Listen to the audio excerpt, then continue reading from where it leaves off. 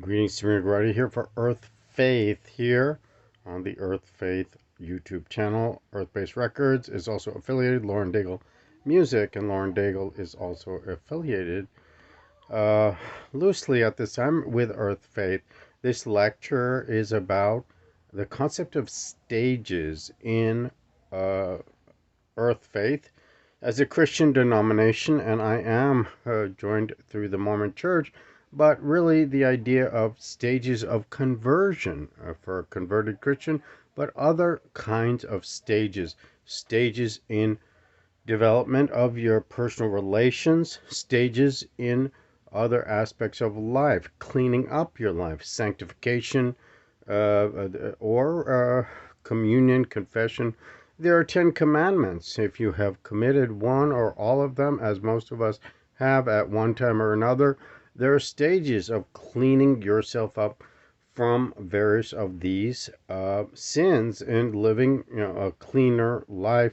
We never assume that we are free of sin, but as we constantly, every Sunday in some denominations, through the Sunday sacrament of communion, uh, in some denominations, Earth Faith being an online church, so we don't meet in the same way.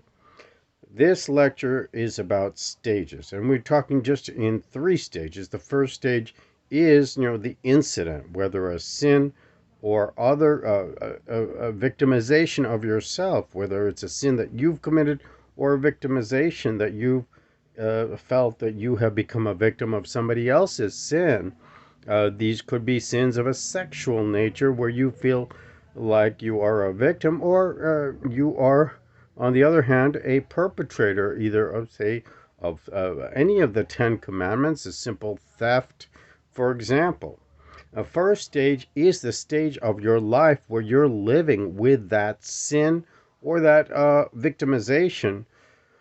So basically, you're living in sin. In the first stage, it could go on for 20, 30, 50. Some people never get out of it because they never see that their lives as such is not very worthwhile to themselves. They are suffering in the sinfulness of either the incident that happened to them that is holding them down, like that song from Pink Floyd, Stuck in a Moment. U2 has a similar song where you're stuck in a moment of that sin that has occurred to you, or that you have perpetrated something you did which is holding you down through that whole period of your life. Time is not the issue.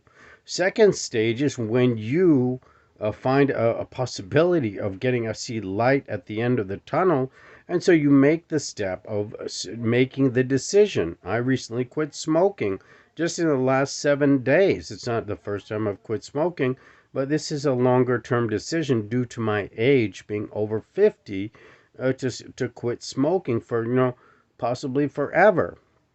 So now I'm in, basically now I see that I can be a non-smoker. As a non-smoker, I have all sorts of new possibilities in my personal and my professional life. My whole prior life was tied to the fact that I was a smoker. People seeing me as a smoker, and that was creating limitations as well as different opportunities, both limitations where non-smokers didn't want to socialize with me, and also opportunities to socialize with other smokers. So when I have a stab, then you are tested. The devil will tempt you with cigarettes everywhere you go. You suddenly, when you were short, used to be short of cigarettes, couldn't afford you. So now you see cigarettes everywhere, and people, trying to offer you cigarettes and tempt you with cigarettes. There are cigarette bazaars, free cigarettes for everyone. Like Oprah, for cigarettes, everybody walks away with a free car. And in my situation, with a free pack of cigarettes. That is temptation. So, until you get through that period. In the second stage, you're living with the idea, now I can be a non-smoker.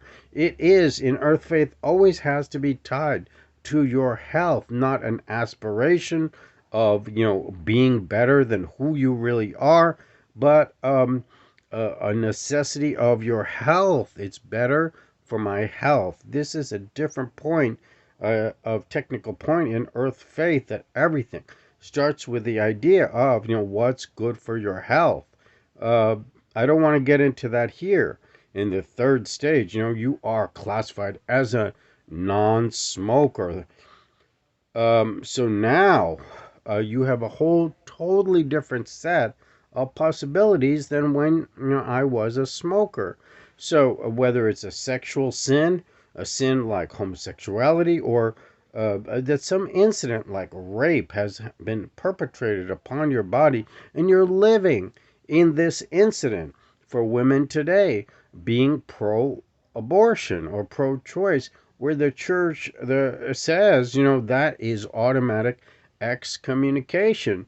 You need to see a light at the end of the tunnel, a possibility that you could be pro-life, without seeing the possibility, someone reaching out and giving you some hope that they will be more than happy to accept you as a pro-life person, and you want to be a pro-life person.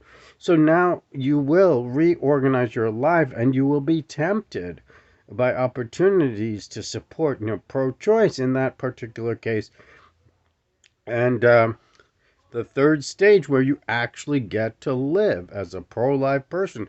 I get to actually live as a non-smoker once all these temptations, these challengers, have subsided, until the temptations, the tempters, the challengers, have had their say, had their chance to get at you on that question, whatever the sin, any one of the 10 commandments, or associated sins and crimes. Then you get into the third stage in relation to that particular sin. In my case, smoking. Samir, go here for Earth Faith, Earth-Based Records, Lauren Daigle, music, and Lauren Daigle. Signing off here.